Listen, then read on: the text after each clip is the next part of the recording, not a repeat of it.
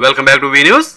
పార్టీకి అహర్నిశలు శ్రమించిన అబ్బారావు గారి పాడెమోసిన స్పీకర్ అయ్యన్న పాత్రుడు. తెలుగుదేశం సీనియర్ నేత అబ్బారావు గారికి స్పీకర్ అయ్యన్న పాత్రుడు ఘన నివాళి.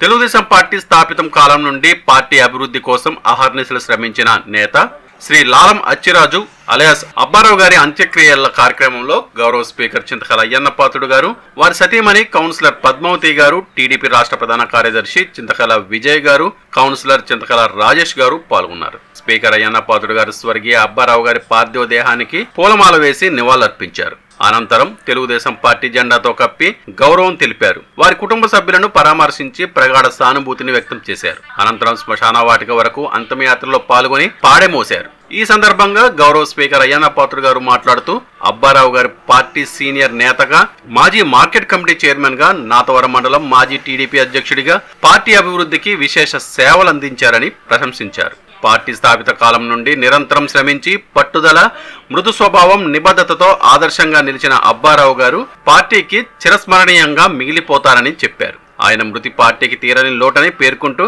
వారి ఆత్మకు శాంతి చేకూరాలని భగవంతుని ప్రార్థించారు.